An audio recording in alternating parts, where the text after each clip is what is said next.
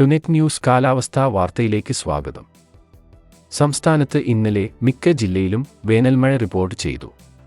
കോട്ടയം ഒഴികെയുള്ള ജില്ലകളിൽ ഒറ്റപ്പെട്ട സ്ഥലങ്ങളിലാണ് മഴ ലഭിച്ചതെങ്കിൽ കോട്ടയം ജില്ലയിൽ സാമാന്യം പരക്കെ ശക്തമായ മഴ തന്നെ ഇന്നലെ ലഭിച്ചു. വിവിധയിടങ്ങളിൽ ഇടിമിന്നലോടും കാറ്റോടും കൂടിയായിരുന്നു മഴ. സംസ്ഥാനത്ത് മാർച്ച് 21 മുതൽ 25 വരെ ഏതാണ്ട് എല്ലാ ജില്ലയിലും വേനൽമഴയ്ക്ക് സാധ്യതയുണ്ടെന്ന് നേരത്തെ പ്രവചിച്ചിരുന്നു. അത്തരത്തിലുള്ള മഴയാണ് നിലവിൽ ലഭിച്ചിരിക്കുന്നത്.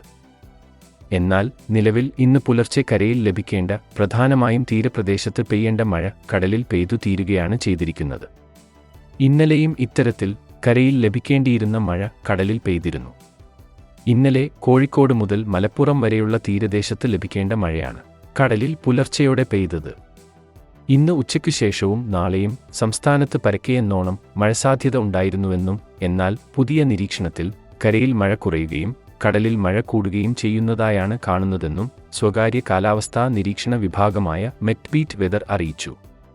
എങ്കിലും ഒറ്റപ്പെട്ട പ്രദേശങ്ങളിൽ ഇന്ന് ഉച്ചയ്ക്കു ശേഷവും നാളെയും ഇടിമിന്നലോടുകൂടിയ മഴ ലഭിച്ചേക്കും. മറ്റന്നാളോടെ മഴ പൂർണ്ണമായും വിട്ടുനിൽക്കുമെന്നും ഏപ്രിൽ ആദ്യവാരത്തിൽ മഴ വീണ്ടും തിരികെ എത്തുമെന്നും മെറ്റ്ബീറ്റ് വെതർ അറിയിച്ചു.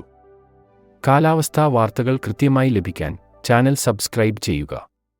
നന്ദി.